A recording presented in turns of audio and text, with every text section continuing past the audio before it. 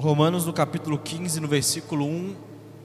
Vamos ler o que o texto tem para nos dizer nesta memorável noite. Romanos 15, 1 vai dizer o seguinte: mas nós que somos fortes, devemos suportar as fraquezas dos fracos, e não agradar a nós mesmos. Portanto, cada um de nós agrade a seu próximo no que é bom, para edificação. Porque Cristo também não agradou a si mesmo, mas como está escrito sobre mim, ou seja, Cristo, caíram as injúrias dos que te injuriavam. Então feche seus olhos, vamos orar mais uma vez. Pai, essa é a Tua palavra, e sobre a Tua palavra nós descansamos e confiamos e pedimos, fala conosco, que possamos sair daqui melhores do que entramos, Deus, que possamos ser confrontados, independente de mim, Pai, fala com a Tua igreja, em nome de Jesus, amém. O texto que nós acabamos de ler, meu irmão, é Paulo dando continuidade ao que ele disse no capítulo 14, que nós temos que amar os mais fracos, respeitar os mais fracos, aceitar os mais fracos. Se existe alguém na comunidade local, na nova casa, que precisa mudar de mentalidade, não é o mais fraco, mas sim você que se julga maduro. Você que se julga maduro, que tem que parar de beber vinho e comer carne, se necessário, por causa do seu irmão.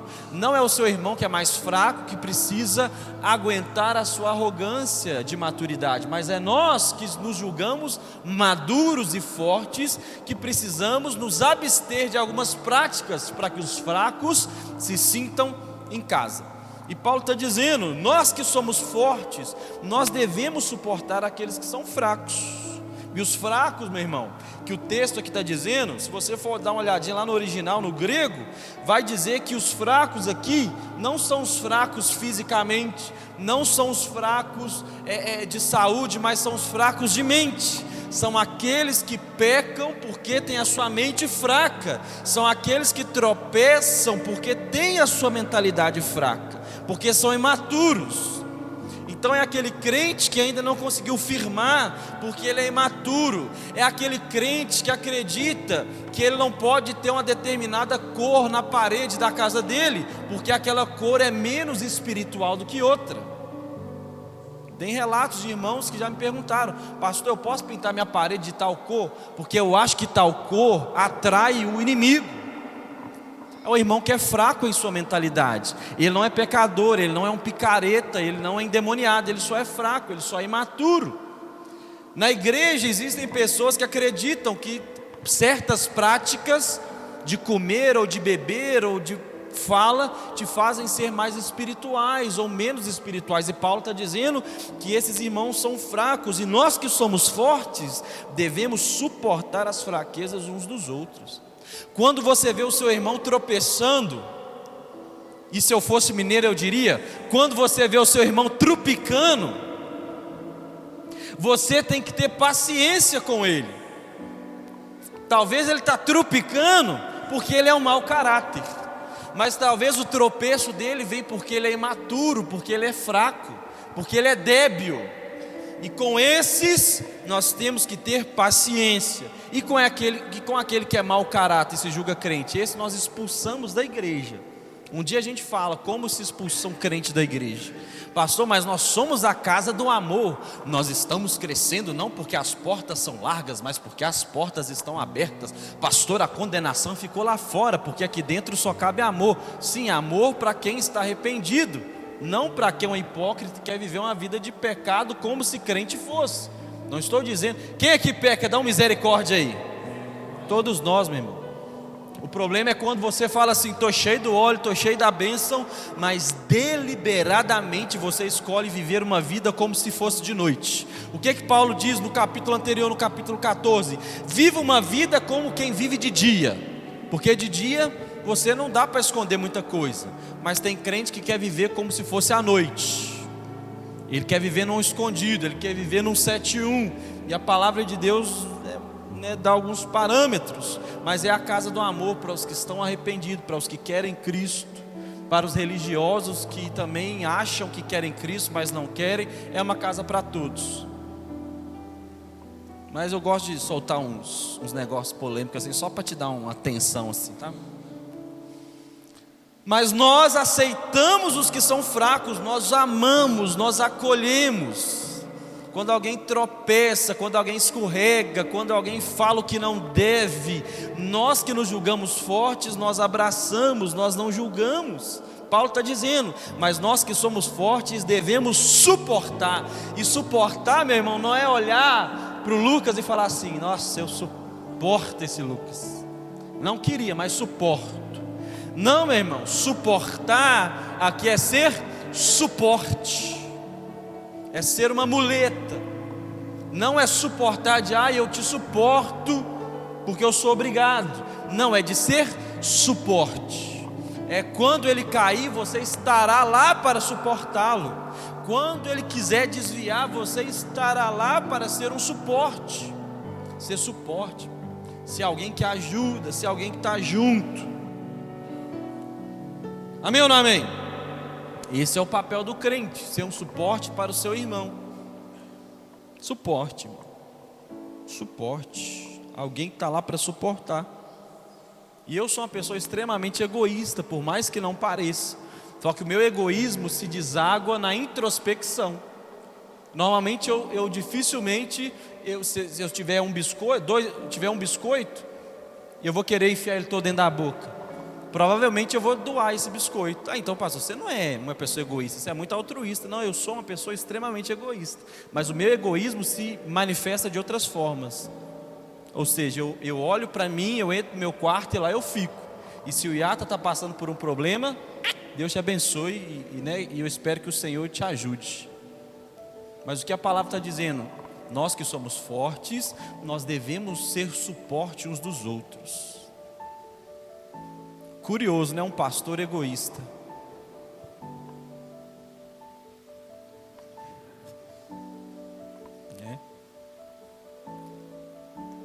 Essa é a loucura do evangelho, né? Deus tem um senso de humor maravilhoso. Deus chama Moisés que não sabia falar para falar. Deus chama gente para fazer coisa que gente não sabe fazer. Esse é o grande humor do evangelho. Mas Deus vem nos moldando com graça e Deus vai nos transformando. Eu acredito que o Deus que nos chama é o Deus que nos capacita. Mas nós que somos fortes, nós devemos ser suporte. E aí eu vou daqui a pouquinho falar da cura. E qual foi a minha cura? E qual tem sido a minha cura? Para o meu egoísmo, para a minha arrogância. Nós que somos fortes devemos suportar as fraquezas uns dos outros, dos imaturos. Então, meu irmão, o nosso papel como igreja não é apontar o dedo, não é esculhambar o irmão que às vezes troca o culto para ir em alguma coisa que não acrescenta, que ele troca a igreja por qualquer coisa. Não é, mas é suportá-lo, é estar lá de suporte, é amá-lo. Não é passar a mão na cabeça, são coisas diferentes, mas é estar lá para cuidar dele. E aí Paulo continua: e não agradem a nós mesmos. Nós fomos chamados para suportar o fraco. E em segundo, a não agradar a nós mesmos. Agrade ao seu próximo no que é bom para edificação.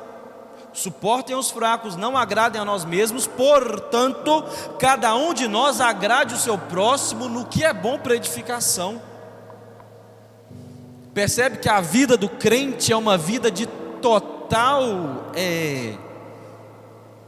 É uma vida de abrir mão, é uma vida de não ser egoísta, porque eu suporto o que é fraco, eu não tenho as minhas necessidades como preciosas, porque eu não agrado a mim mesmo, mas eu agrado ao Iata, eu agrado a Joyce, eu agrado o Niélio, se isso edifica o reino.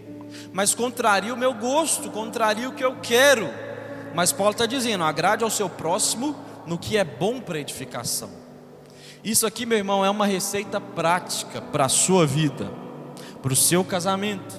No casamento, olha o anjo aí, varão. No casamento você não faz só o que você gosta, você faz o que edifica o outro, você faz o que edifica a relação. Na vida de igreja, você não faz só o que você gosta, você faz o que edifica o outro, o que edifica a comunidade. no seu trabalho, lá na empresa, na faculdade, seja lá qual o contexto social que você está inserido, você não faz só o que agrada a você, você faz o que agrada a comunidade, o que edifica, não é o que agrada na verdade. Paulo não diz que você tem que fazer o que agrada o outro, mas o que edifica. E o que significa a palavra edificar? É construir, é erigir, é levantar algo, é aumentar, é jogar a bola para cima. Eu não faço só o que eu gosto, mas eu faço o que edifica o outro. Se há uma necessidade, eu atendo. Mas eu não gosto, mas não é a minha vibe, não é o meu chamado, mas eu não faço o que eu gosto, eu faço o que edifica o outro. Eu fazia parte de um projeto alguns anos atrás que a gente visitava o hospital. Meu irmão, eu não gosto de hospital, mas eu não faço o que eu gosto, eu faço o que edifica o outro. A gente tinha um projeto que visitava asilo. Eu não amo ir em asilo, pastor, mas isso é muito ruim, hein? Eu prefiro ser sincero com você, irmão. Sabe o que eu gosto? Eu gosto de pregar, eu gosto de ensinar, eu gosto de dar aula, eu gosto de trocar ideia, estar num ambiente de discipulado, eu gosto. Eu queria gostar de estar no hospital, lá no João 23, passando de porta em porta, mas eu não gosto, mas eu não faço só o que eu gosto, eu faço o que edifica o outro. E se tem uma necessidade, se tem uma demanda, vai gostando ou sem gostar. É assim que funciona.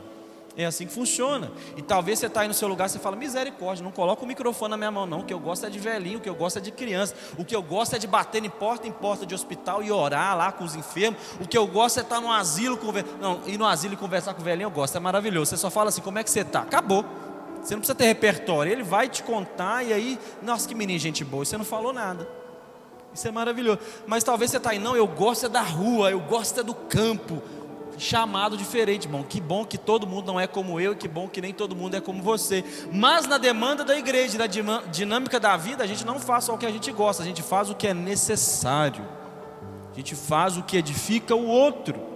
Sabe, irmão, na nossa vida como adultos e jovens adultos e adolescentes, a gente precisa sair do nível do que só é gostoso e ir para o nível do que é correto. É o nível de maturidade. Começar a viver igreja, sair do que é gostoso e ir para o nível do que é correto. Eu demorei a aprender, irmãos, estou aprendendo, sou menino ainda, vou aprender. Mas de você sair do que é o gostoso, o que é gostoso para mim? É pregar, é ensinar, não, mas eu preciso para o que é correto, o que é certo, o que é o chamado. O gostoso é dormir até meio-dia, sim ou não? Glória a Deus, aleluia. Mas o correto é levantar às 5h30 para trabalhar, se esse é o que você está vivendo agora. O gostoso é dar uma coladinha na prova. O gostoso é já pegar o negócio pronto. Mas o correto é você se dedicar. O gostoso é você transar antes do casamento. Mas o correto é você se guardar. O gostoso, meu irmão, é falar mal dos outros. Que bênção é falar mal dos outros. Provérbios diz, meu irmão, que falar mal dos outros é gostoso. Eu vou trazer esse texto para vocês. Provérbio diz que fofocar é gostoso. Nossa, chega até a escorrer um negócio bom aqui. Mas o correto é não falar mal dos outros. Fala que não é bom, irmão, comer o figo com o outro. Principalmente quando o outro dá motivo para você falar mal dele. Principalmente quando o outro não vale nada. Aí que é bom mesmo, porque a gente pode falar o seguinte, verdade, né? Né? Hoje eu vim para descarregar minha alma aqui, ó, meus pecados diante dos irmãos. Mas nós precisamos sair do nível do que a gente gosta para ir para o nível do que é correto, do que é certo. E Paulo está dizendo, para de fazer o que te agrada e começa a fazer o que edifica o corpo. Quando você é adulto, por exemplo, eu lembro quando eu era pequeno, criança, pré-adolescente, sei lá. Então eu estava passando mal, estava para morrer, mas não ia no médico. Não ia no médico, não vou, porque eu sei se eu for no médico, eu vou tomar injeção, vou ter que fazer exame de sangue, eu vou ter que ficar no soro, eu vou sofrer, tenho que tomar remédio. Então criança não gosta de ir no médico. Aí um belo dia eu estava aqui na igreja, mexendo no projetor, e aí eu caí de cima, não de cima do projetor, né?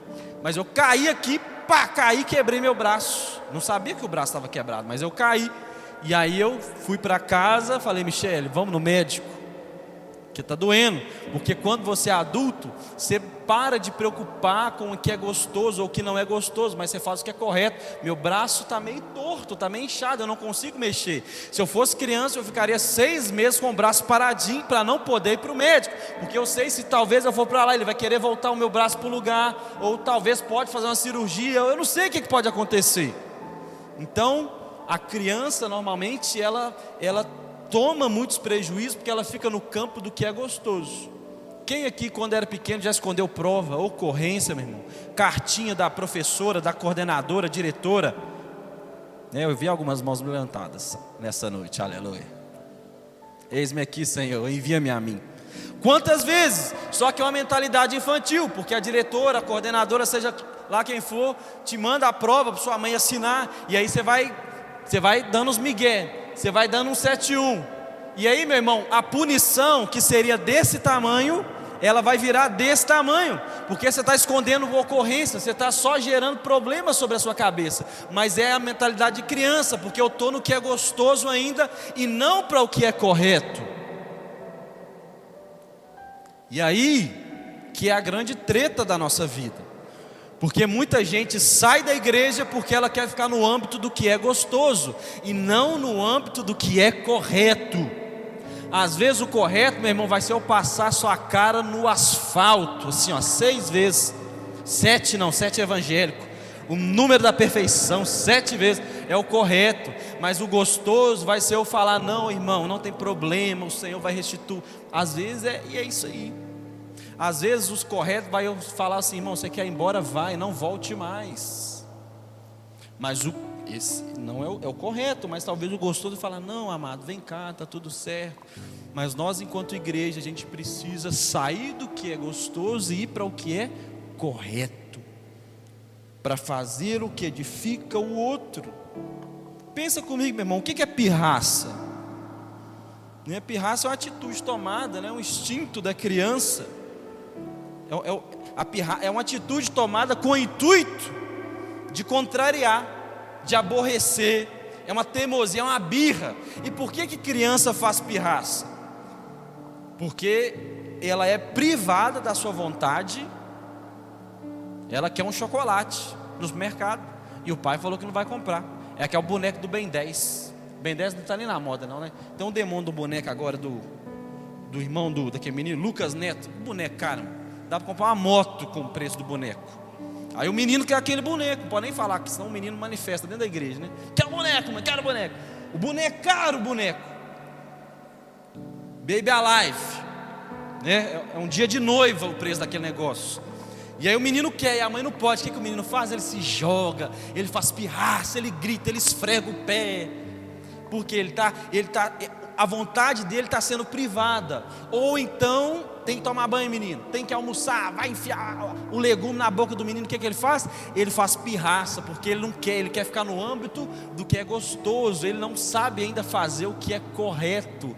Por isso, se você é um adulto que só faz o que é gostoso, você é infantilizado. Se você só faz o que é bom para você no seu casamento, você é uma criança que pode fazer filho. Se você é um crente na igreja que só faz o que é gostoso e não o que é correto, você é uma criança com uma Bíblia de estudo debaixo do braço. Mas nós precisamos sair do que é gostoso e fazer o que é correto. Pastor, mas eu trabalho a semana inteira, aleluia. Eu estudo o manto a semana inteira. Eu não consigo levantar às 9 horas da manhã. Você ainda é uma criança na fé. Porque se você precisar levantar para fazer uma prova de um concurso público, você vai. E glória a Deus, muitos irmãos hoje foram fazer a prova de um concurso da guarda, eu acho, e que em nome de Jesus todos vocês passem. Em nome de Jesus. Mas você percebe como os nossos valores têm a ver com o que é gostoso. Com o que é gostoso para mim. Se é gostoso eu faço. Se eu preciso fazer um pouquinho mais de esforço, aí para mim não dá. Infantil. E Paulo está dizendo, não tenha só as suas questões da vida, as suas questões, não sei nem mais falar questões, como importantes, mas tenha do seu próximo. Não faça só o que você gosta, mas faça o que edifica o corpo. O que edifica, não o que agrada. E às vezes, meu irmão, o que edifica não é gostoso também. Você tem que parar para pensar nisso. Às vezes o que vai edificar o seu casamento não é o que é gostoso para o outro, mas é o que é necessário. Às vezes o que vai edificar a igreja não é o que é gostoso, mas é o que é necessário. Estava tendo um culto hoje lá na praça, lá perto de casa, né? Estava eu e a Michelle lá no sofá escutando, e aí o irmão estava orando: Deus vai restituir tudo que você perdeu. E no meu coração eu só falava: misericórdia, que o Senhor leve para longe de mim o que eu perdi. Porque se Deus é soberano e se eu perdi algo, graças a Deus, meu. O que eu perdi na caminhada? Eu perdi o inferno, eu perdi uma condenação, eu talvez perdi doença que um tanto... Meu irmão, eu não quero nada que era meu. Restitui, eu quero de volta o que é meu. O que era meu? O que era seu, meu irmão, antes de Cristo? Inferno, condenação, sofrimento, desgraça, maldição. Eu quero o que é de Cristo. Eu quero que Efésios no capítulo 1 vai dizer que eu fui abençoado com todas as bênçãos, com toda a sorte de bênçãos nas regiões celestiais. O que passou, passou. Não é ficar na teologia do que é gostoso, mas do que é correto. Quem só faz o que quer ainda é infantil, meu irmão. Infantilizado. Eu estou dizendo que você é um pecador, safado, desgraçado, merecedor do inferno? Não, apenas infantil, porque Paulo está dizendo que nós devemos fazer o que é bom para o corpo, o que edifica a comunidade, o que é bom para a comunidade, o que é bom para todos. Então, meu irmão, na minha vida de GC, na vida de Casa New, na vida do meu time, do louvor, de onde eu faço parte, se a minha ideia, se a minha música, se a minha proposta não venceu, tudo bem. Ou na verdade, que pena para você. Mas se é melhor para o grupo, é melhor para o corpo, glória a Deus, que assim seja. Se lá na sua faculdade, meu irmão, no seu trabalho, lá na agência de publicidade, seja onde você trabalha, a sua ideia não venceu, que pena para você. Mas se é melhor para o corpo, glória a Deus, abra mão. Isso é ser crente, meu irmão. Isso é ser discípulo. É alguém que não tem só a si mesmo como precioso, mas ele abre mão do que é gostoso para fazer o que é correto, que edifica o corpo. Então, meu irmão, qual que era a minha vontade? De pegar todo esse dinheiro, pinta esse té de preto, compra umas luzes bem caras, coloca uma fumaça. Essa é a minha vontade. Mas isso edifica só a mim, que eu gosto de uma luzinha, eu gosto de um negócio. Vamos comprar umas caixas de som nova, comprar dá glória aí, querido. Vamos comprar um tripé novo, um projetor novo, coloca um aqui, eu quero colocar um lá, um altar que desce, assim os meninos sobem. Estou brincando, isso aí também não. Mas é o que eu queria, mas isso não edifica o corpo. O que vai edificar, meu irmão? É reformar a sala, é ter uma sala para criança aprender sobre Jesus, é ter uma sala para pessoas com depressão serem tratadas por um psicólogo, é pessoas que não podem pagar um advogado, talvez ter uma sessão aqui, uma consultoria gratuita, pessoas que não têm oportunidade, vão ter uma aula de taekwondo, aula de balé. Isso é que edifica o corpo, não aquilo que eu quero, mas é abrir mão daquilo que talvez eu quero, que é infantil, é limitado, é temporal, para aquilo que edifica o corpo. Meu irmão, eu sei que às vezes na nossa vida prática é difícil fazer isso, mas é necessário. Como que essa frase está no meu coração? Abrir mão de algo que você ama por alguém que você ama. Meu irmão, eu vou tatuar isso na testa, para que toda hora que eu olhar no espelho eu lembre disso. Eu preciso abrir mão de algo que eu amo por alguém que eu amo. Isso é ser crente. E aí, Romanos no capítulo 15, Paulo continua essa dinâmica. Lá no versículo 5, olha o que ele vai dizer. Romanos 15, 5. Ora, o Deus de paciência e consolação vos conceda o mesmo sentimento, uns para com os outros, segundo Jesus Cristo, para que concordes, a uma boca glorifique a Deus Pai de nosso Senhor Jesus Cristo. Portanto, recebei-vos uns aos outros, como também Cristo nos recebeu para a glória de Deus. Olha essa orientação de Paulo, meu irmão. Olha o que Paulo está nos ensinando. E sabe o que me apaixona à medida que nós vamos lendo versículo, capítulo por capítulo, versículo por versículo? Porque toda a nossa pseudo-religião evangélica cai por terra. Toda a performance que a gente pode fazer de roupa, de linguagem, de comida cai por terra e deságua num comportamento cristão. O que você precisa fazer para ser crente, meu irmão?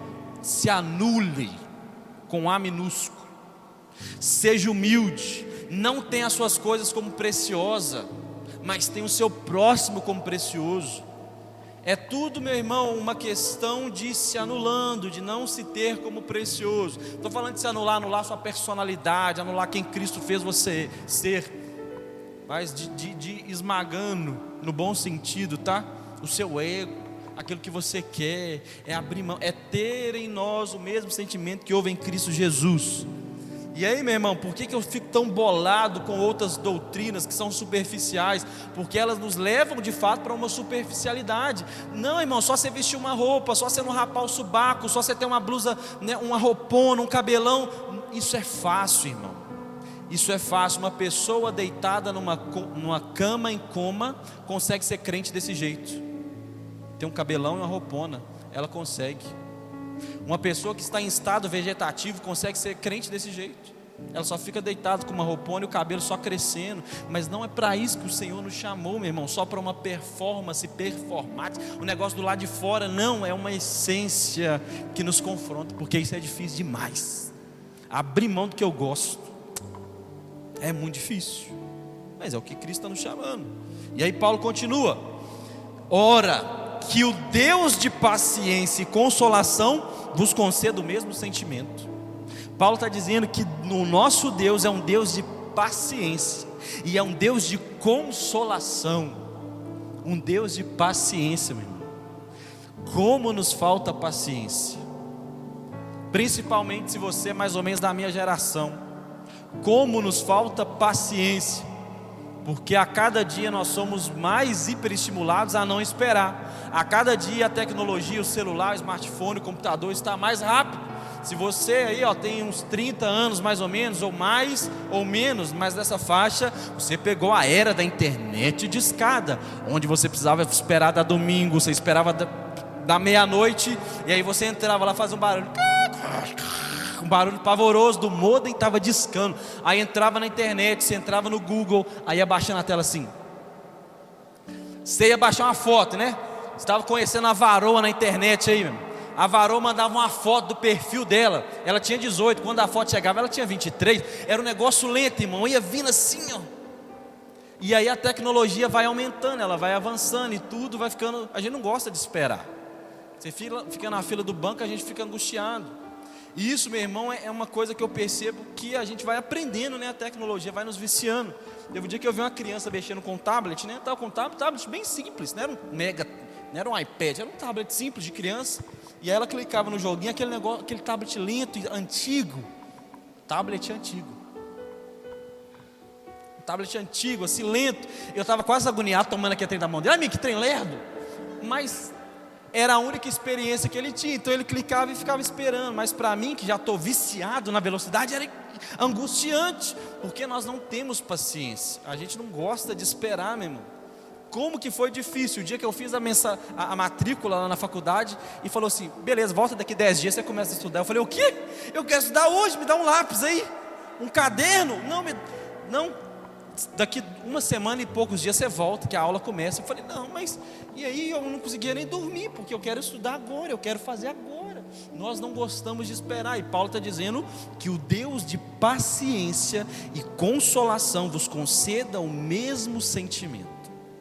Paciência, meu irmão, é uma habilidade de esperar, de sofrer ou suportar sem reclamar. Porque se você for parar para pensar, esperar todo mundo é obrigado. Você tem que esperar. Nós estamos engaiolados, enjaulados, acorrentados e condenados ao agora. Você pode fazer força, irmão, até dar um aneurisma, mas você não consegue fugir do agora. Você está condenado ao agora. O que passou é passado, o que presente o que é futuro está lá. mas você está aprisionado, então você é obrigado a esperar. Só que a paciência é uma habilidade de esperar sem reclamar. E aí que é o grande X da questão. Ou seja, paciência é uma habilidade de esperar sem reclamar, e nós precisamos desenvolver isso. Porque Deus é um Deus, meu irmão, porque vamos pensar de uma forma bem infantil aqui. Quem aqui se converteu com uma média de 10 anos de idade? Você pode levantar a sua mão? 10 anos. Quem se converteu com a média de 15 anos? Uma boa turma. Quem se converteu com a média de 20 anos? 20 anos de idade.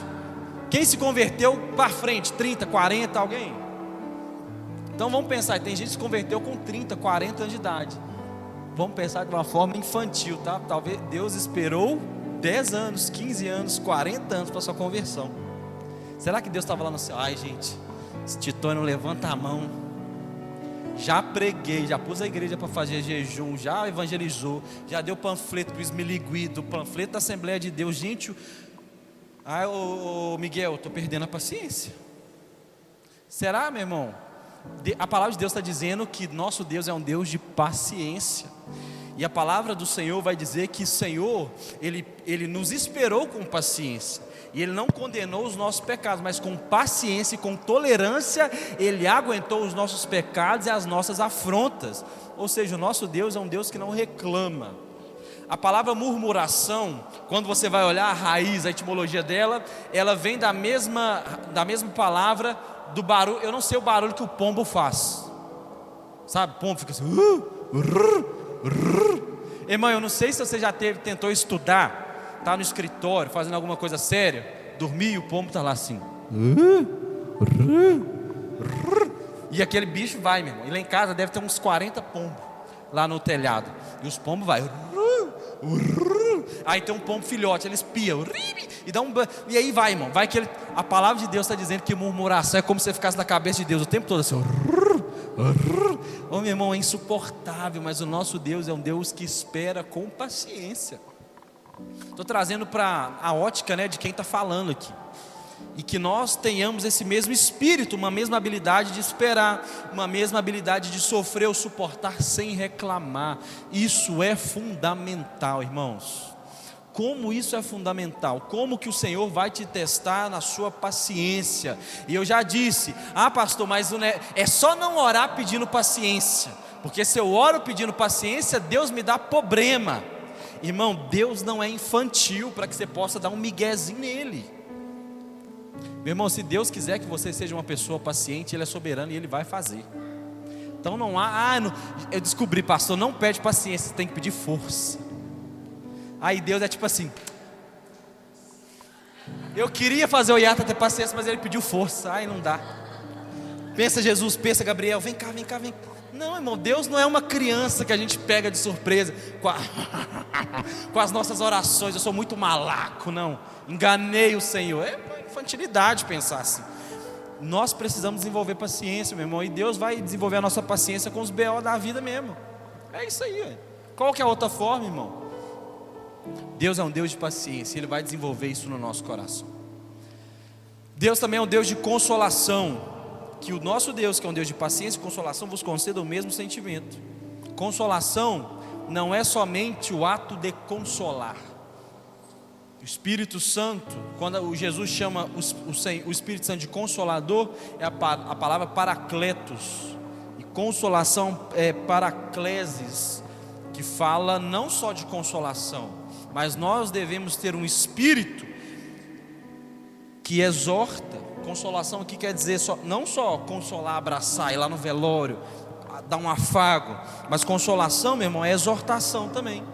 É dar uma chamada quando necessário, é admoestar, que é diferente de corrigir, de exortar. Admoestar é chegar ao rei se necessário, é deixar, né, num período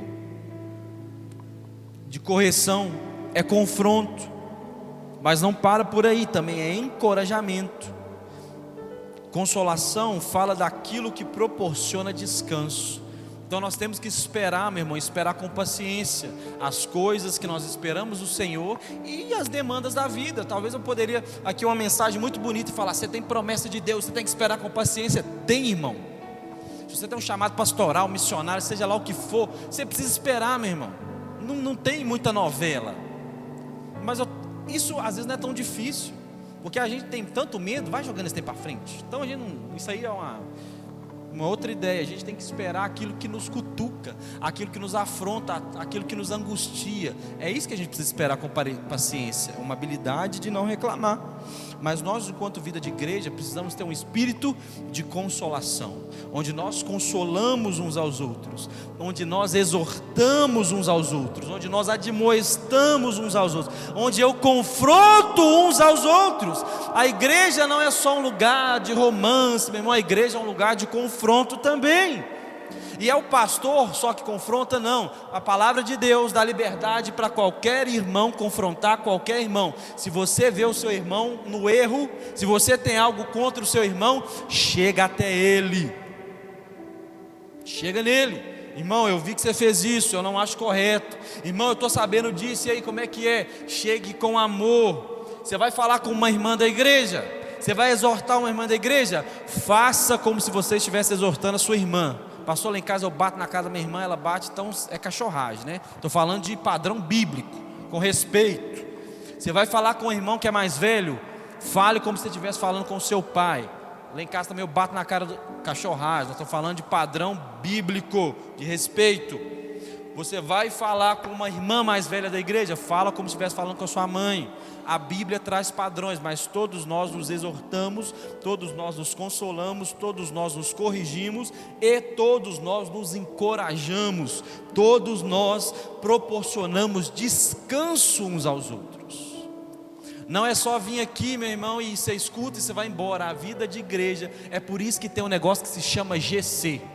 Aqui nós devemos ter umas 50 pessoas. Como que nós vamos consolar um ao outro? Como que nós vamos exortar uns aos outros? Não tem como, porque só eu falo, vocês escutam, daqui a pouco você vai embora. Mas quando você vai para um GC, você fala dos seus medos, você fala das suas dificuldades, você fala dos seus problemas, e as pessoas vão te encorajar, ou as pessoas vão te exortar, as pessoas vão trazer para o seu coração aquilo que proporciona descanso.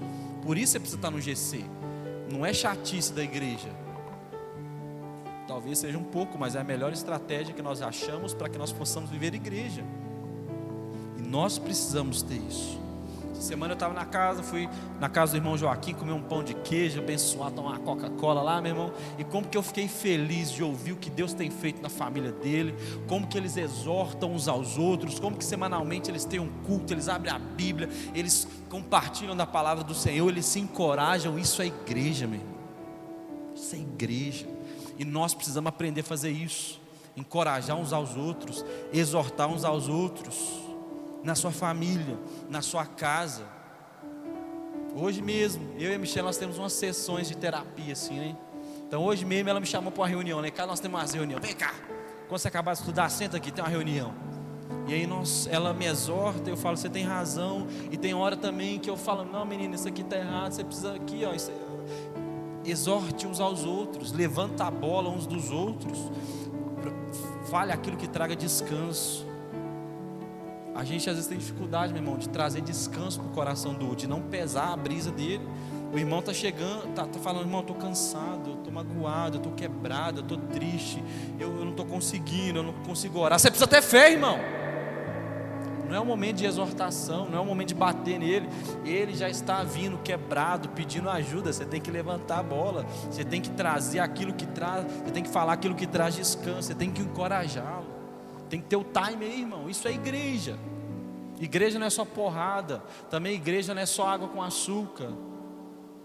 Igreja é uma vida equilibrada, onde nós exortamos, onde nós consolamos. Por quê? Porque essa é a vida de Deus. E Paulo está dizendo, Deus é um Deus de paciência, Deus é um Deus de consolação. Então vocês são assim também. Vocês são a cara do Pai. Vocês parecem com o Pai de vocês. E aí é por isso que eu volto lá, meu irmão, nas performances de igreja, da roupa, do cabelo, do subaco. Larga isso, vem parecer com o seu Pai, meu irmão. Se um belo dia Deus tivesse aparecido de roupa, a gente se vestir igual Ele. Mas como Ele não deu ênfase nisso, a gente se comporta como Ele naturalmente se comporta. A gente foca no que importa. E aí Paulo continua, vamos ler.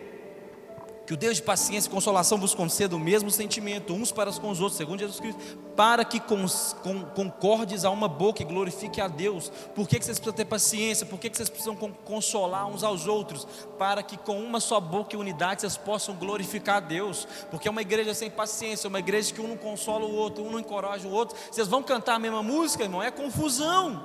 Precisa ter unidade. Portanto, recebei-vos uns aos outros, como também Cristo vos recebeu. Olha isso aqui, meu irmão. Recebei-vos uns aos outros, como também Cristo vos recebeu. Cristo nos chama para receber quem está chegando, da mesma forma como Ele nos recebeu. Você pode lembrar como que Cristo te recebeu, irmão? Você estava todo arrebentado, quebrado, moído, com medo, julgado, talvez pela religião, pelo mundo, pelo pastor, seja lá por quem for, meu. E aí Cristo simplesmente te falou: pode vir. Ah, mas eu estou fumando, eu estou bebendo, eu estou transando, eu estou beijando a boca de quem? Pode vir. Cristo simplesmente te recebeu, sem perguntar para onde você ia, de onde que você estava indo e para onde que você quer. Cristo simplesmente te recebeu. Filho, se você morrer hoje mesmo, você vai estar com o paraíso. Só vem. E nós precisamos aprender a receber as pessoas da mesma forma. Nós precisamos aprender a receber as pessoas que chegam da mesma forma. Não como a igreja me recebeu simplesmente, mas como Cristo me recebeu. E como que Cristo me recebeu? Com perdão e com graça. Então aprenda a receber as pessoas com perdão e com graça. E aí eu sigo, já estou caminhando para o final. Me faz lembrar de uma história em Mateus no capítulo 20. Nós não vamos ler porque é um relato muito grande. Mateus no capítulo 20, do versículo 1 até o versículo 16. Jesus vai contar uma parábola. Essa parábola consiste na vinha e nos trabalhadores. Conta a história de um patrão muito generoso. E esse patrão muito generoso disse o seguinte: eu preciso edificar a minha vinha, eu preciso trabalhar nela. Então ele saiu 6 horas da manhã para procurar trabalhadores. Ele achou alguns trabalhadores, e achou lá o Cris, achou a Esther, e falou: olha, estou precisando de trabalhar na minha vinha, vocês querem ir? Vou pagar R$200 o dia trabalhado. Bom, valor bom. O quê? Está fechado. Quando foi lá para meio-dia, o dono da vinha viu que o trabalho não estava rendendo, porque tinha pouca gente. Ele deu mais uma volta, chamou a Joyce, chamou o Mateus, chamou a Paty, falou assim: olha, vocês querem trabalhar na minha vinha? Vou dar R$200 para vocês. Já era meio-dia. Quando foi 4 horas da tarde, irmão, ele falou assim: não está rendendo, preciso chamar mais gente. Chamou a Isabela, chamou a Priscila, chamou o Amós e falou assim: olha, 4 horas da tarde, vocês querem trabalhar na minha vinha? Vou dar R$200 o dia trabalhado. Deu 5h30, irmão, faltando 30 minutos para o expediente acabar. Ele falou: não, precisa dar um gás nisso aqui. Ele sai para a rua mais uma vez. Ele chama mais 2, 3 pessoas e fala assim: 2, 3 pessoas, e diz o seguinte: vocês querem trabalhar na minha vinha? Vou dar R$200 para cada um. E aí chegou no final do dia, 6 horas. Quem trabalhou o dia inteiro, quem trabalhou a partir de meio-dia, quem trabalhou a partir das 4, quem trabalhou a partir das 5h30, fez a fila. E aí o patrão começou, deu 200 para todo mundo. A turma que começou às 6 horas da manhã falou: o que? Isso é um absurdo. Eu estou aqui desde 6 horas da manhã trabalhando, e você vai pagar R$200 para esse camarada que chegou 5h30? Isso é um absurdo, o Senhor não é justo. E aí o dono da vinha, ele dá uma resposta que me deixa sem ar. Ele fala o seguinte: ô jovem, vem cá, quanto que eu te prometi? R$200. Eu estou te roubando em alguma coisa? A vinha é minha, eu faço com ela o que eu quiser. O dinheiro é meu e eu pago para quem eu quiser, o tanto que eu quiser. Pega o seu dinheiro e vaza. Isso na versão do pastor de hoje. Mas depois lê Mateus capítulo 20, versículo 11 e 16. Jesus diz o seguinte: a vinha é minha, eu faço o que eu quiser. O dinheiro é meu e eu faço o que eu quero. Então, meu irmão, não importa se você está aqui da nova casa desde o dia 14 de agosto de 2015, 16. E não importa se essa é a sua primeira vez aqui, a graça nivela todos nós. A igreja do Senhor, Ele faz com ela o que Ele quiser. Os dons são do Senhor, Ele faz com ela o que Ele quiser. A graça nos nivela, meu irmão. Não importa se você está caminhando há 10 anos com Cristo, não importa se você está há 2 dias. A graça nos nivela, a graça nos faz ser um, porque somos todos iguais. Todos que chegaram há 10 anos atrás, todos que chegaram ontem. A graça nos nivela, porque viver pela graça, meu irmão, é a única forma de ter uma igreja saudável, de ter uma igreja que funciona, de ser uma igreja de verdade. E se Deus nivelou todos os crentes pela sua graça, e Deus deu paga iguais a todos os crentes, por que nós faríamos diferente? Por que nós trataríamos alguns melhores do que outros? Por que que eu vou desdenhar de um para abençoar o outro? Por que que eu vou honrar demasiadamente a um para desonrar o outro? A igreja somos todos iguais.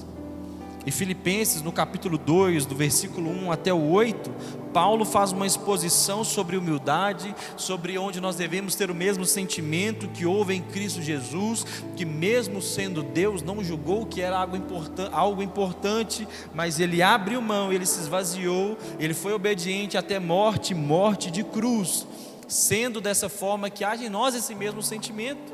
Paulo faz essa exposição no capítulo 2. Se por estarmos em Cristo, nós temos alguma motivação, alguma exortação de amor, alguma comunhão no Espírito, alguma profunda afeição e compaixão, completem a minha alegria, tendo o mesmo modo de pensar, o mesmo amor, um só Espírito, uma só atitude. Nada façam por ambição, egoísmo ou por vaidade, mas humildemente considerem os outros superiores a si mesmos. Cada um cuide, não somente dos seus interesses, mas também dos interesses dos outros. Seja a atitude de vocês a mesma de Cristo Jesus, que embora sendo Deus, não considerou que ser igual a Deus era algo que deveria apegar-se, mas esvaziou-se a si mesmo, vindo a ser servo, tornando-se semelhante aos homens, e sendo encontrado em forma humana, humilhou-se a si mesmo e foi obediente até a morte, morte de cruz. Uma igreja, meu irmão, deve crescer como uma criança, de forma saudável, gradativa, mas existem algumas doenças que impedem o crescimento da igreja, e uma dessas doenças é a falta de unidade, é o egoísmo, é eu tratar um para destratar o outro, é eu ter o meu como precioso e não o nosso como precioso. E o que Paulo está dizendo, que haja consolação, que haja paciência, que o meu não seja importante, mas que o do outro seja importante. E é por isso que a temática da igreja Nova Casa não é me dar minha bênção para depois subir, não é restituir, eu quero de volta o que é meu, não é, meu irmão, a minha vitória hoje tem sabor de mel. A temática da igreja Nova Casa é que ele cresça e que eu diminua muito. Essa é a máxima. E se não é para você, meu irmão, você pode procurar uma outra comunidade, porque essa é a máxima da igreja. Não quer dizer, meu irmão, que Deus não vai te abençoar, e como Deus tem me abençoado, meu irmão. Deus me deixou trocar de carro, aleluia. Eu estudo numa faculdade de playboy, de graça, aleluia. A minha mulher quebrou o pé, deveria ter feito uma cirurgia, mas não precisou, glória a Deus. Deus tem me abençoado. Enquanto nós procuramos Jesus, Ele procura o que é de bom para nós. O Senhor é o meu pastor e nada vai me faltar, meu irmão. Mas nós buscamos o reino em primeiro lugar, porque você é mais importante do que eu, porque a sua satisfação e o seu sorriso é mais importante do que a minha bênção. Não é me dar minha bênção para depois subir, distribui para todo mundo, se sobrar o Senhor me dá. Essa é a máxima da igreja, essa deve ser a máxima da igreja, esse deve ser o coração da igreja, meu irmão. Eu ganhei um presente essa semana, o Marcão me deu um presente, né? Me deu um voucher de R$300, nem ia contar não, mas estou aqui já, né? Deu um voucher de R$300 para comprar o que eu quiser lá na Americanas. Ganhou de presente, falar, eu não quero, não estou precisando, talvez de nada, e eu posso abençoar, dá o pastor tadinho, pobrinho, tadinho dele, né? Essa é a máxima da nossa igreja, meu irmão. O meu não é importante, o do outro é. As suas necessidades são importantes. Tem alguém no seu GC que tem um sonho de fazer alguma coisa, ele precisa de uma Bíblia e não tem dinheiro para comprar, ele precisa de fazer uma inscrição e não tem dinheiro, e eu tinha um dinheiro para dar um rolê esse final de semana. Você tinha de fato um dinheiro para dar um rolê esse final de semana, mas você vai investir, porque o meu não é precioso, o que é importante é o do outro. Isso é igreja, irmão. Isso não é essa zona que tem aí fora, não é essa bagunça.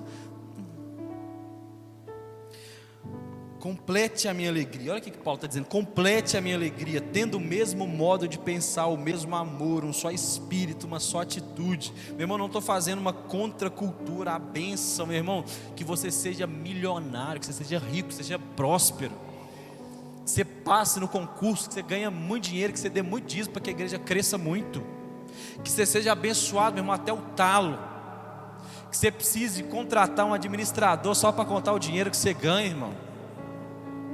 Em nome de Jesus. Deixa eu te falar uma coisa: o reino de Deus não ganha tanto com você sendo pobre, tá? Você bem neopentecostal nesse momento aqui. O reino de Deus ganha mais com você sendo rico do que você sendo pobre. Imagina você ganhando R$1 milhão por mês. Você tem um dízimo abençoado, sim ou não? Sim ou não, irmão? O dízimo de alguém que tem R$1 milhão dá para fazer bastante coisa, sim ou não? O dízimo de alguém que ganha R$300 por mês dá para fazer alguma coisa? Dá, meu irmão, mas o de R$1 milhão dá muito mais. Então o reino de Deus ganha mais com você ganhando mais. Então não tem uma mentalidade de pobreza, de miséria. Não, para com isso.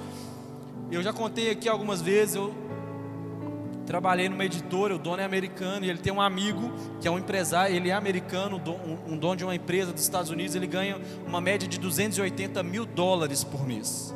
Não é reais, amado de minha alma. Ele ganha $280 mil por mês.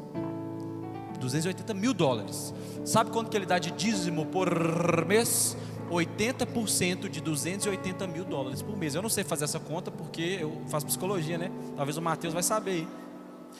Ele dá 80% de $280 mil e vive com 20%, que ainda é muito dinheiro, né? Porque o reino de Deus ganha muito mais com você sendo rico do que pobre. Então não tem uma mentalidade de pobreza, mas também não busca a Deus por causa disso. Mas enquanto você vai buscando o Senhor, meu irmão, Deus vai abrindo as portas e vai dando tudo certo. Porque nós buscamos o reino, mas nós temos nós devemos ter o mesmo modo de pensar, o mesmo amor, um só espírito, uma só atitude. Deve ser o coração da igreja. Nada façam por ambição. Pastor, mas não gosto desse trem de vender rifa. Mas é o que a igreja está fazendo. Pastor, eu não gosto de GC, mas é o que a igreja está fazendo, querido. Eu não gosto desse trem de terapia, psicologia, não sei o que lá, amarelo. Mas é o que a igreja está fazendo. E se você está debaixo do legado e autoridade pastoral da nova casa, você precisa participar, meu irmão, porque você é igreja. Você não é a mão. Meu irmão, entende uma coisa: se amputar a mão, não dá para ficar colando ela toda vez. Amputou, colou. Não é um negócio que funciona assim. Se você é parte do corpo, não dá para você ficar amputando. Agora eu estou, agora eu não estou. Não, ou você está ou você não está. Você precisa fazer parte. Você precisa permitir que as pessoas entrem na sua vida. Você precisa saber você precisa que as pessoas tenham o seu zap lá para ver os status. Você precisa, crente, fazer parte da igreja de Jesus Cristo, do Santo dos últimos dias. Você precisa, porque é o padrão. Eu estou te liberando do saião, já te liberei disso. Eu estou te liberando de não poder rapar o sovaco, já te liberei disso. Eu já te liberei de você precisar cortar o cabelo, nunca mais cortar o cabelo, mas da comunhão não dá para liberar, porque de fato isso quer ser igreja. Tem o mesmo modo de pensar, tem o mesmo amor, tem um só espírito, uma só atitude. Nada façam por ambição egoísta ou por vaidade, mas humildemente considere os outros superiores a si mesmo. Considere os outros superiores a si mesmo. Considere os outros superiores a si mesmo. Sabe o que é considerar os outros superiores a si mesmo? Talvez vou mexer numa ferida sua. E deixa eu falar uma coisa aqui bem clara, porque eu estou numa fase bem Silas Malafaia. Não é tradição e costume do pastor da igreja jogar indireta. Se eu tiver alguma dinâmica com você, tenha certeza que eu falarei com você. Então nós estamos num novo tempo, onde semanalmente nós visitamos famílias da igreja. Eu, a Michele, algum dos meninos que caminham comigo. Pode ser que nós vamos conversar alguma coisa, e que lá pelas tantas eu vou falar aqui uma história que talvez pareça com a sua. Mas se eu tiver que falar alguma coisa, eu vou falar com quem? com você, meu irmão. O que eu estou falando aqui, eu estou falando para todo mundo. Amém ou não amém? Não estou falando para você, apesar de estar falando com você. Então fique em paz. O pastor está jogando uma indireta. Não, irmão, né? Tem um bigode aqui. Tá vendo meu bigode? Respeita meu bigode, meu irmão. Então, querido, vou te falar o que é considerar os outros superiores a si mesmo. O dia que as pessoas começarem a falar mal de você na igreja, você não vai sair dela, porque as pessoas são superiores a você e talvez elas tenham um pouco de direito de falar mal de você. Elas não deveriam, porque nós somos igreja, e na igreja ninguém fala mal de ninguém. Mas se as pessoas falam mal de mim, tudo bem, elas são superiores. Se as pessoas não me cumprimentam na igreja, tudo bem, elas são superiores. Você está entendendo o que eu estou querendo dizer? É chamar a responsabilidade para si, não do outro. Eu estou indo embora dessa igreja porque o pastor não me visitou, tudo bem, o pastor é superior a mim, ele deveria ir na minha casa mesmo. O pastor me xingou lá da frente, talvez ele deveria. O que eu estou querendo dizer é, lógico, se você está numa igreja onde o pastor te xinga lá da frente, onde as pessoas falam mal de você, onde ninguém nunca vai na sua casa, vai embora de lá, mãe. Isso não é igreja não, é fumo, né? Mas o que eu estou querendo dizer é o seguinte: chame a responsabilidade para você e não para o outro. Entenda o seguinte: no que depender de mim, eu vou ser o maduro da igreja, eu vou ser o maduro da relação. No que depender de mim, vou viver em paz com todos. Obviamente, se esse tipo de igreja vai embora dela. Eu espero que a nova casa não seja essa igreja. Mas tem os outros superiores a si mesmo. As pessoas são melhores do que eu e por isso elas não me devem nada, mas eu devo a elas. O que impede que tratemos uns aos outros melhor, às vezes é o orgulho. É que achamos que nós somos melhores, mas cada um cuide, não somente dos seus interesses, mas também dos interesses dos outros.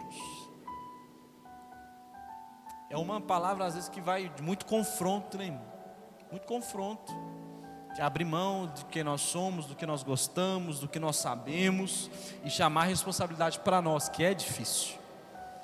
Teve um jovem aqui da igreja, ele não está aqui, e mesmo se tivesse, eu poderia falar, porque é alguém que eu caminho muito perto, discípulo.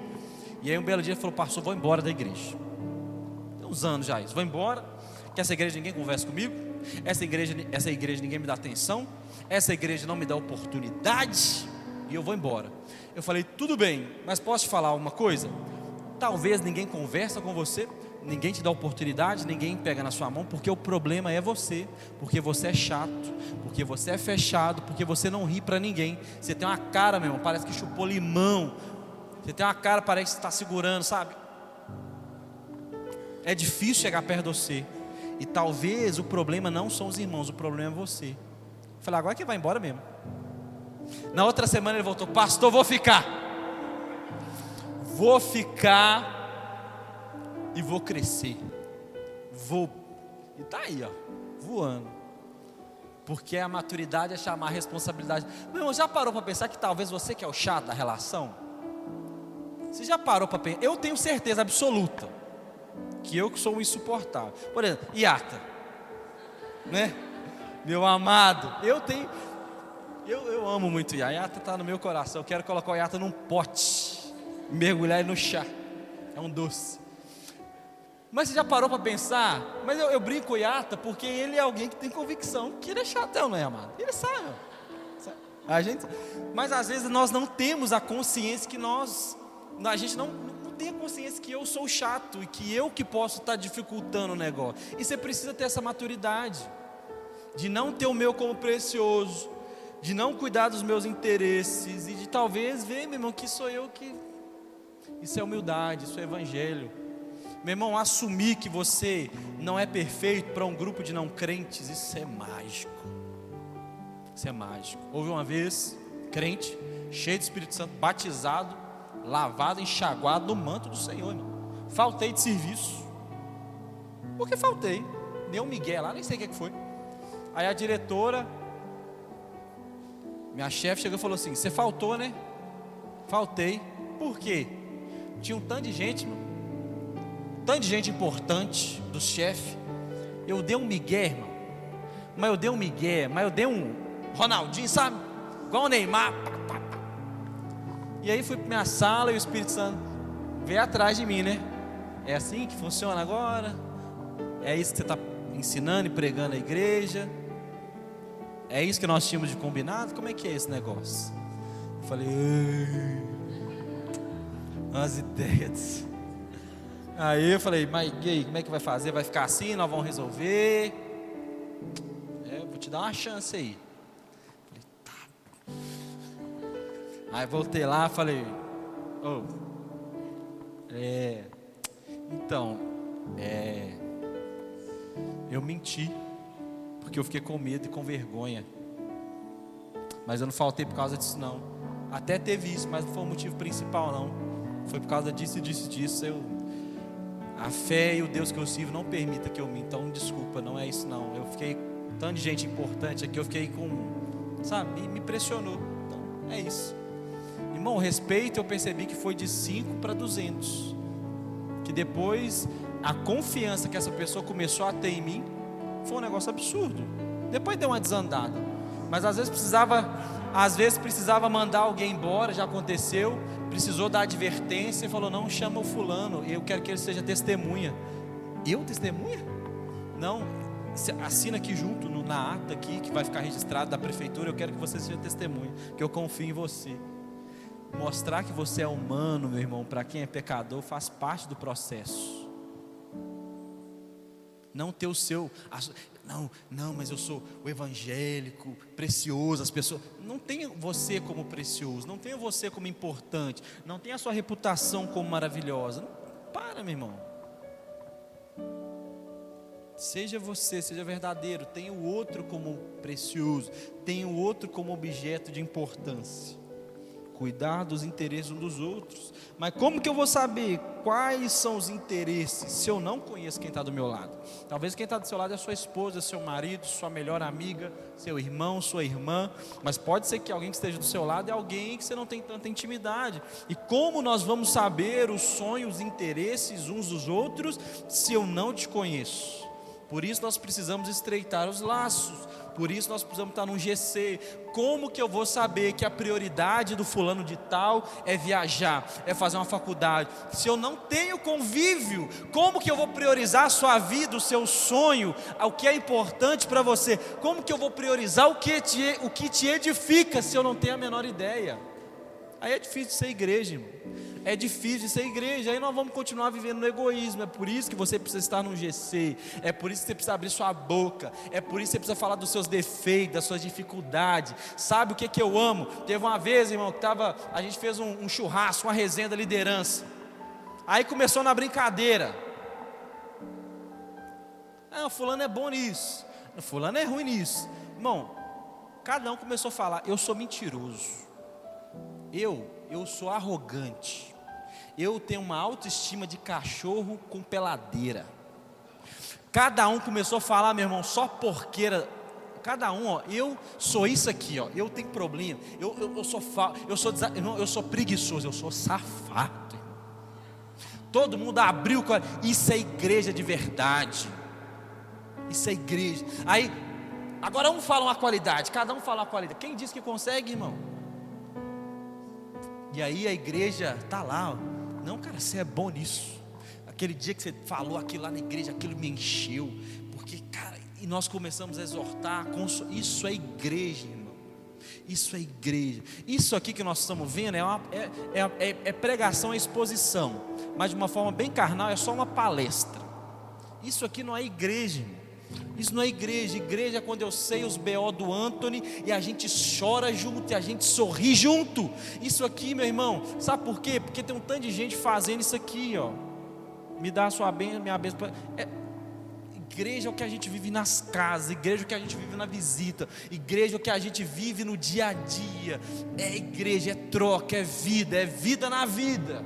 Aqui é só um grande alinhamento, aqui é só um grande pontapé, aqui eu estou só com a vara te cutucando. Igreja é o que nós vivemos dia a dia, nos encorajando, vivendo, crescendo. O único, meu irmão, a única forma de viver igreja é essa. Estou acabando. Seja a atitude de vocês a mesma de Cristo Jesus, que embora sendo Deus, não considerou que ser igual a Deus era algo que deveria pegar. O único ser humano, a única criatura, não tem como adjetivar Jesus, o único que poderia ser arrogante, O único que poderia abrir mão, o único que poderia abrir mão de ser. O único que poderia ser, abriu mão do ser. O único que poderia nos desdenhar, não fez, mas nos deu o melhor que tinha. Jesus Cristo não precisava de nada, mas Ele se comportou como se precisasse. E por que com nós seria diferente?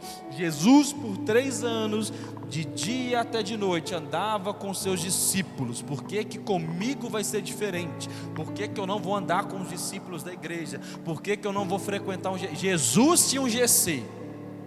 O que é GC? É um grupo de crescimento. Estava lá Pedro, estava o João, Felipe, tanta gente lá. Jesus tinha um grupo pequeno. Por que eu não vou ter um grupo? Jesus poderia me desdenhar, mas Ele não fez. E aí, meu irmão, eu quero encerrar com o texto que Paulo diz para a primeira cita, escreve à igreja de Corinto, na sua primeira carta, no capítulo 3, versículo 1 até o 7. Paulo vai dizer: eu, irmãos, que iria tratar vocês como espirituais, mas eu não posso, porque vocês são carnais, porque no meio de vocês ainda tem divisões. Não, eu gosto quando o Iata ministra. Não, eu particularmente, irmão, entenda gosto. Quando eu digo gosto, não é gostar. Eu também gosto de algumas pessoas pregando e não gosto de outras. Mas o gosto aqui é quando extrapola, é quando eu não absorvo, é quando eu falo mal, é quando eu já trago segregação por causa do meu gosto. Então, eu nem vou na igreja quando o Iata ministra, eu nem vou na igreja quando o Gabriel, quando o Maurício canta, eu nem vou na igreja, eu já não... Paulo está dizendo: eu não posso tratar vocês como espirituais, porque no meio de vocês tem um tanto de divisão. Não, eu sou do GC fulano de tal, mas eu sou da Isabela, eu sou do Gabriel, eu sou... Aí tem os mais espirituais. Eu não sou de ninguém, eu sou de Cristo. Esse é o pior, porque não se submete à liderança local. Ele tem a síndrome de Adão. Já ouviu falar da síndrome de Adão? Adão aprendia direto com Deus. Aí tem gente que tem a síndrome de Adão. Ele acha que ele só aprende direto com Deus. Fala, pai, não vou ouvir os homens. Não, irmão, você precisa estar submetido a um local. E Paulo está dizendo: eu não posso tratar vocês como espirituais, porque tem um tanto de coisa no meio de vocês. De modo que eu não sou importante, Apolo não é importante, importante é o Senhor. Eu plantei, Apolo regou, mas quem deu o crescimento é o Senhor. Quem vai dar o crescimento para todos esses processos que nós temos vivido é o Senhor. Então nessa noite eu queria pedir que você ficasse de pé para nós orarmos. E eu quero te incentivar, meu irmão, a uma vida prática. E como eu tenho costumeiramente feito, eu quero te fazer alguns desafios práticos. E o primeiro deles é abrir mão de algo que você ama por alguém que você ama. Faz o exercício, busca na memória, vai lá na caixinha do secreto e abre mão de algo que você ama por alguém que você ama. O segundo desafio: você vai fazer um esforço, meu irmão, para se envolver com um grupo, para que as pessoas possam fazer parte da sua vida, para que as pessoas possam começar a priorizar você, para que você comece a poder priorizar outras pessoas. Então você vai procurar um GC, você vai se envolver na escola de discípulos, você vai se envolver num time da igreja. Sabe por quê, meu irmão? Porque senão você não vai se desenvolver, você não vai crescer, você não vai romper. Você vai ficar eternamente com as mesmas dinâmicas e os mesmos dilemas. Eu poderia simplesmente falar assim: irmão, vai para sua casa, queima todas as suas roupas, joga CD do mundo fora mas estou te chamando para algo um pouquinho mais maduro, que é viver igreja de verdade, é se envolver com um grupo, é permitir ser envolvido e se envolver, é abrir a sua alma, é desnudar a sua alma, é abrir e falar: irmãos, eu sou egoísta, vocês estão sabendo? Eu sou meio arrogante, vocês me ajudam, eu posso ajudar vocês, meu irmão. É se envolver, meu irmão. Eu sei que é difícil, e sei que talvez você está aqui e você veio de outra comunidade e você tem péssimas experiências com isso, porque você abriu o seu coração na quinta e no domingo você era assunto de pregação na plataforma, porque talvez você abriu o seu coração confiando no gabinete e nos corredores você era assunto de conversa. Mas assim como Jesus disse, eu passo na frente do Senhor e digo, meu irmão, todas as coisas se fazem nova, tudo se fez novo, para trás ficou, agora é nova casa, é para frente, irmão. Vamos para frente. Até porque quando Cristo resolver te abençoar, vamos falar assim, Cristo não vai usar essa cadeira, Cristo não vai usar um copo com água, Cristo vai usar gente para te abençoar. Cristo vai usar irmãos imperfeitos que estão do seu lado para te encorajar. Cristo vai usar a gente que está do seu lado imperfeito para te dar um voucher de R$300. Está entendendo o mistério aí? Cristo vai usar a gente imperfeita que está do seu lado para te dar uma cutucada e falar, está errado. Eu gostaria muito que fosse essa cadeira. Eu gostaria muito de encher um copo com água e jogar sobre os irmãos. Seria no mínimo divertido. Mas Cristo vai usar a gente. E gente dá trabalho. Mas é isso. É o desafio da nossa fé. De permitir que a nossa vida seja invadida por gente.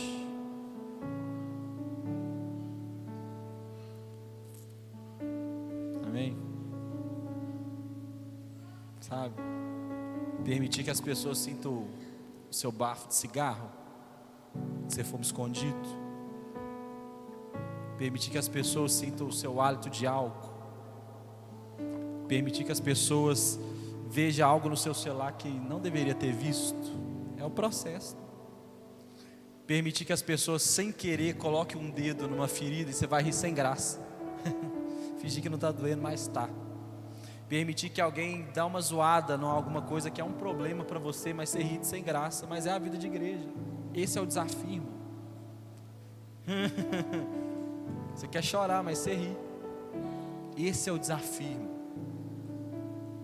Está lá no GC e fala, fulano, ora para nós. Vida de igreja. Fulano, você pode trazer o lanche para nós semana que vem? Você não tem um centavo. Vida de igreja. Você vai se virar? Não, você vai falar, eu não tenho grana. Vida de igreja. Sabe, igreja, irmão? Sabe família? BO de família? Igreja é mais ou menos a mesma coisa. Não nos dá uns negócios? Envezar de vez em quando? Igreja. Esse é o desafio. Até porque se não fosse eu não estou afim não. Eu prefiro ir embora. Eu prefiro mexer com algo que dá mais dinheiro. Eu prefiro mexer com alguma coisa que me dá mais status. É sério, irmão. E dá menos problemas. Se não for, é igreja.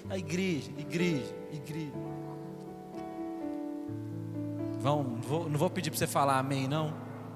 Vou falar, né? Porque arrasou em você e o Senhor. Mas se desafie, meu irmão, a ser mais igreja. A permitir que as pessoas toquem naquilo que ainda dói para você. Sai da caverninha aí, vamos ser igreja. Amém? Deus, nós estamos aqui enquanto igreja do Senhor, enquanto comunidade.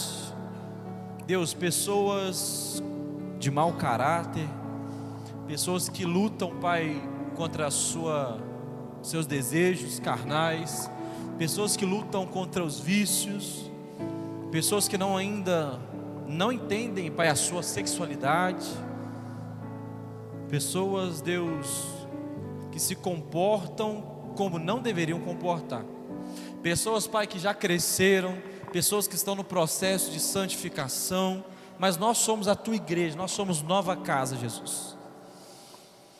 E a nossa oração é que o Senhor nos dê paciência, que o Senhor nos dê consolo, porque esse é o Teu Espírito, e nos ajuda a consolar uns aos outros, não a julgar, Pai. Nos ajuda a exortar uns aos outros, não a julgar. Nos ajuda, Pai, a amar aquele que nós não gostamos. Nos ajuda a amar aquele, Pai, que nos dá asco. Nos ajuda a amar aquele que a minha construção religiosa me ensinou a rejeitar, Jesus. Me ajuda a amar e cuidar daquele, Deus, que a minha religião não quer perto.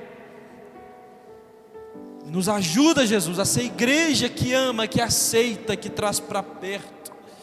E nós que estamos aqui nessa noite de coração fechado, de coração blindado, que tem medo de gente, que tem medo de ajuntamento, que tem medo de grupo, que tem medo que coloque o dedo naquele lugar que dói, Senhor, nos ajuda a abrir o nosso coração, nos ajuda a nos libertar de nós mesmos, nos ajuda, Pai, a nos libertar das aparências, e que sejamos como Tomé, sendo verdadeiros, pequenos, Deus, ingênuos, até pecadores, mas verdadeiros. Nos ajuda a ser verdadeiros, Deus. Mas Deus, esse não é o nosso ponto de chegada, esse é o nosso ponto de partida, mas que possamos prosseguir, Pai, para o alvo que é o Senhor Jesus. Que possamos nos desprender, Pai, de todo medo, vergonha, tristeza, trauma de outras comunidades, traumas de outros líderes, traumas de outras histórias, Pai, e caminhar para o alvo que é a comunhão, e que daqui um tempo, Pai, aquilo que nos faz chorar, aquilo que nos faz suar as mãos, aquilo que nos faz tremer, Deus, seja motivo de testemunho, seja motivo, Pai, de sorriso, seja motivo, Pai, de alegria, porque nós cremos, Pai, que seremos uma igreja madura, nós cremos que seremos uma igreja, Pai, que não tem a nós e nossas necessidades como preciosas, mas temos a vida do outro como preciosa. Nos ajude, Pai, a chegar nesse lugar e a abrir mão de algo que amamos por alguém que amamos. Perdoa os nossos pecados, Deus. Perdoe o nosso egoísmo. Perdoe, Pai, o nosso egoísmo.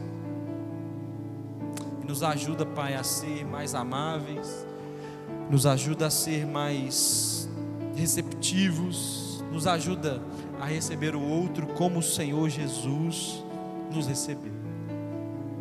Jesus, eu te agradeço por todas essas semanas de aprendizado, por todas essas semanas de ensino.